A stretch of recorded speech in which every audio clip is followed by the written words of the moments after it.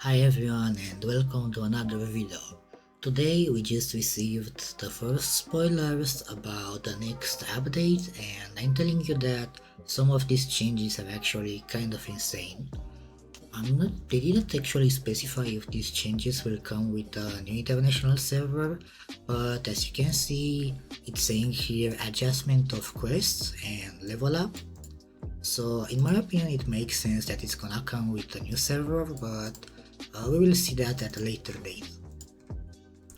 So first, we can see that they changed the level requirement for the Radala Wings quest time space to 67, which is kind of irrelevant. However, they finally changed the Act 5 time spaces from level 90 to 85. Also, the Act 7.2 time spaces are now 88 instead of 90. What this means? Well, now, since you could always start the Act 7 quest at level 85, you still could not actually complete the quest because you were not able to do the time spaces, since you had to complete the Act 5 ones, which are level 90. Since they are now 85, you can just get 85 and easily complete the Act 7 quest. So you can unlock the daily rewards and stuff like that. So in my opinion, this is really one of the most desired changes from the Nostale community, and it's a really nice change. On the other side, we can also see they made the Act 8 time spaces to level 90. I don't think these are actually relevant because we should be higher than 90 to start doing Act 8 stuff anyway. Now, the most important change in this patch, in my opinion, requirement level for rise and equipment. So what they did, now you can join the Kertos, Farax and Granigars raid from level 85 instead of 90. However, to get a raid box you will still need to be level 88 or higher. This is still better because you do not need level 90. So it's kinda like Sinas in Arena. You can get the raid books after 88 but still join after 85. This is, I guess, so you can complete the Act 5 quests, which we're gonna talk about soon. And now the most important change, they made the level 90 and 95 equipment level 85. It's still gonna be pretty hard to get the equipment from the ride since you still need level 88 and the honorable equipment to complete the ride, but after this equipment coming to the market, they should be really good for newcomers so they can start champion leveling. 92, 93 equipment are now 88 and 95, 96 are now 90. As I said, it's still gonna be a little hard to get the equipment, but it's still a really nice change. Maybe in the future they will make the rides easier so they can be easily done with the 88 honorable equipment, but yeah, that's something for the future, I guess.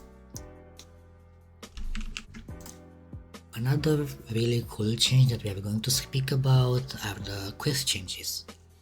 Basically, until now only Act 1 was relevant. You're doing the Act 1 quest line so you can reach level 55 easily. Well, after that, Act 2, 3 and 4 were just useless. They were not giving you anything.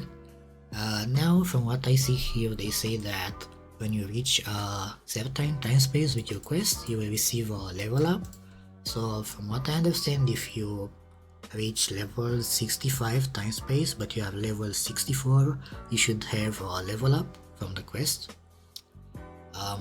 If this is right, then for example, if you do all of your quests up until Act 4, for example, you should be level 81 just by completing your quests.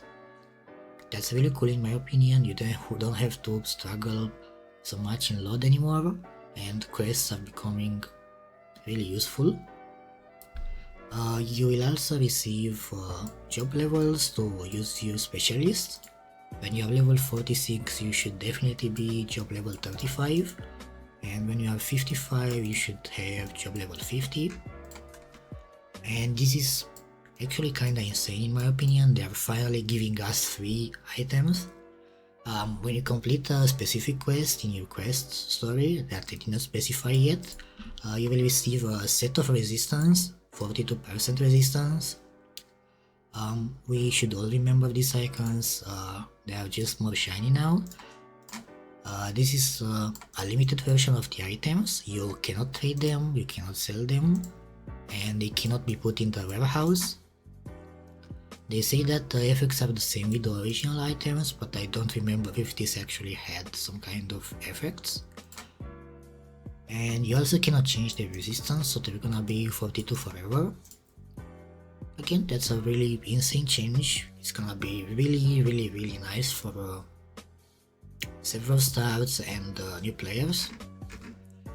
And they also say that they adjusted more than 80 quests that were kind of difficult. So this means that if you had to kill like 30 monsters before, now you should need to kill like 15 or something. And they also buffed the drop rate for quest items. This includes changes to the main story, but also for SP2, 3, 4 and laboratory quests. So they're finally adjusting the SP3 and 4 questline, man. That's also one of the most deserved changes from the Nostale community. Nostale is kind of going towards a really nice path in my opinion. But I don't think they did not specify the changes yet. Okay, the full details will be released in the page notes. Yeah, that makes sense. They're probably too many to be put here in the document.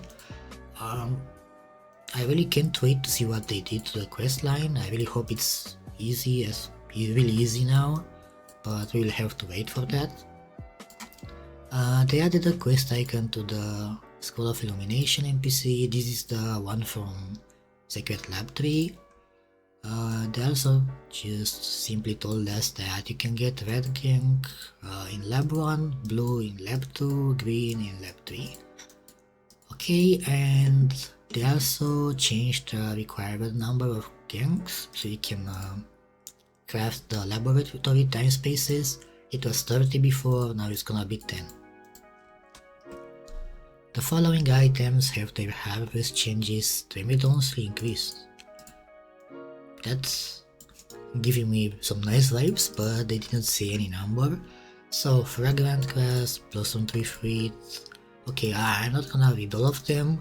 I'll just let you have this and read them, but I really hope I won't have to stay 15 minutes anymore to collect fragrant grass and do it. Or the water bottle, man. I still remember the last several releases with like 20 people on each channel trying to collect the water bottle. The last changes that we are going to speak about are the quest changes for the martial artist. The difficulty of the quests of the martial artist is easier and the rewards are better. I don't see anything about the rewards here, but I see that they replaced the monsters with weaker ones in the Cave of Memory 2, 3 and 4. And they also nerfed the HP of the final boss monster from the SP1 quest, I believe. Or actually I think this is the SP2 quest one. They nerfed the HP by 30% or something. I only did the SP1 and 2 quest on my martial artist just for fun actually. So I don't have a lot of information about this, but I'm actually interested in maybe trying out martial artist on the new international server. They also added some items to the starter pack of the martial artist. Basically they added the resistance I showed you earlier. They made the equipment that you receive be rarity 5 and upgrade level 7, and they're also giving you 100 huge recovery potions. And actually the last change is that they changed the capture skill. It's this one. They changed the capture skill cooldown from 30 to 15. Again, they repeated that the complete list of changes will be released with the patch notes. This is I believe to make the quest so you have to capture monsters in mine plains to make it easier. Kind of irrelevant, but yeah, a nice change. Back to martial artists. As I said, I am kind of tempted to try out martial artists on the new international server when it releases. I don't really have any experience with martial artists. I do have one that is champion level 30, but it's just a secondary account. I'm not actually using it. Let me know what you think about all of the changes we talk about. Let me know what you think about martial artists and if I should actually try out the martial artists on the new international server. Thank you everyone for watching and have fun when the changes come.